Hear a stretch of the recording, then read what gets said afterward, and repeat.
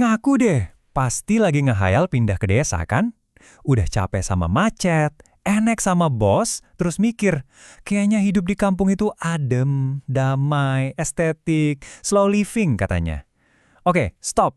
Buang jauh-jauh halusinasi itu. Karena tanpa strategi yang benar, pindah ke desa itu bukan buat healing, tapi buat nyerahin diri biar digila sama realita. Di kepala Anda, isinya kedamaian. Kenyataannya, selamat datang di ring tinju mental. Anda mungkin gak bakal mati kena polusi, tapi bisa mati pelan-pelan karena jadi bahan gosip satu kampung dan ngelihat saldo ATM makin tipis.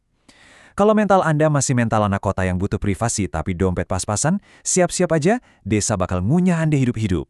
Jadi tahan dulu itu surat pengunduran diri. Dengerin saya, ada 5 syarat mutlak yang harus Anda penuhi.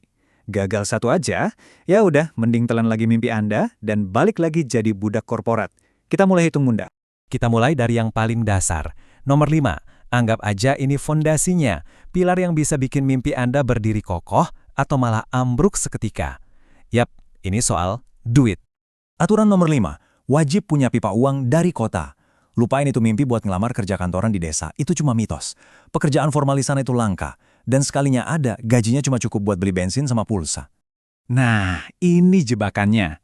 Duit tabungan sisa kerja di kota, halah, itu bakal ludes dalam hitungan bulan. Begitu Anda nggak punya pemasukan rutin, siap-siap dicap jadi beban masyarakat.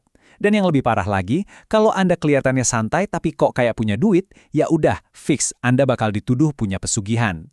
Jadi, intinya cuma satu, dan ini krusial banget. Amankan pipa duit Anda dari kota atau dari luar negeri sekalian, sebelum Anda pindah.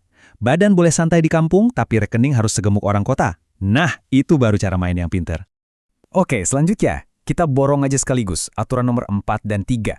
Kenapa? Karena dua-duanya ini satu paket, nggak bisa dipisahin. Sebut aja pajak sosial. Siapin mental Anda. Karena begitu Anda datang, di mata warga sekitar, Anda itu bukan sekedar tetangga baru. Bukan. Anda itu investor. Anda itu ATM berjalan. Ekspektasi mereka ke Anda itu tinggi banget. Anda dianggap udah sukses di kota, jadi sekarang, ya waktunya berbagi. Pajak ini bentuknya ada 2. Pertama, yang paling jelas, sumbangan dan iuran. Siap-siap aja pintu rumah diketuk buat proposal 17-an, proposal benerin masjid, sampai proposal buat sunatan massal. Kedua, kalau dompet lagi seret, Anda bayar pakai keringat. Ikut kerja bakti, ikut gotong royong. Nggak ada alasan. Terus, gimana caranya biar nggak terus-terusan dirampok secara halus? Cuma ada satu strategi jitu. Terapkan teknik cosplay miskin. Serius, semakin sederhana, bahkan semakin gembel penampilan Anda, semakin aman dompet Anda. Anggap aja ini kamuflase buat keamanan finansial.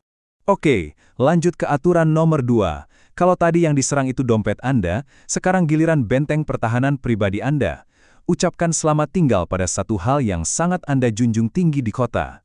Aturan nomor 2, lupakan yang namanya privasi. Konsep rumahku istanaku itu nggak laku di sini. Rumah Anda itu bukan lagi ruang pribadi. Anggap aja rumah Anda sekarang udah jadi ruang publik, kayak pos ronda. Pintu rumah Anda ketutup pas siang hari, wah langsung dicap sombong. Pertanyaan gajinya berapa atau kok di rumah terus nggak kerja, itu udah kayak sapaan selamat pagi. Tamu bisa tiba-tiba udah di dalam rumah tanpa ngetuk pintu. Dan yang paling penting, jangan baperan. Kalau Anda gampang tersinggung, riwayat Anda tamat. Terus strategi bertahan hidupnya gimana? Gampang, bangun benteng teras. Bikin teras rumah Anda senyaman mungkin, jadiin itu area publik buat nerima tamu. Sediain kursi, taruh toples rengginang di meja. Dengan gitu, Anda tetap kelihatan ramah, tapi area pribadi di dalam rumah Anda aman dari CCTV berjalan para tetangga. Dan sekarang kita sampai di puncak. Aturan nomor 1.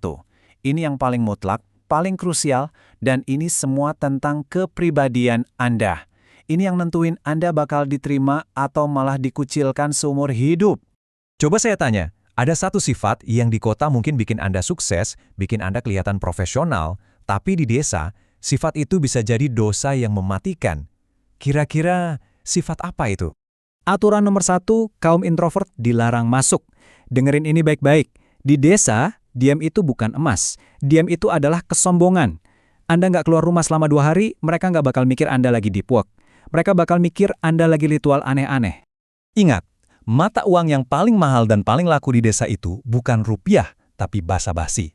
Anda punya duit segunung tapi pendiam dan pelit nyapah. Siap-siap diasingkan. Anda mungkin nggak punya apa-apa tapi murah senyum dan suka ngobrol. Anda bakal disambut kayak raja. Jadi, menjadi seorang introvert di sini adalah sebuah resep kegagalan total. Jadi, apa solusinya buat Anda yang energinya langsung habis kalau ketemu orang? Belajar acting. Cuma itu caranya. Ini perlengkapan bertahan hidup Anda. 1. Kuasai senyum palsu. 2. Setiap ketemu makhluk hidup, anggukin kepala atau klakson. 3. Setiap sore paksain setor muka di teras selama 15 menit. 4. Setelah tugas selesai, silahkan balik lagi ke gua Anda. Ini trik termurah biar Anda nggak dianggap musuh bersama. Jadi, dari semua ini, mari kita ubah cara pandangnya.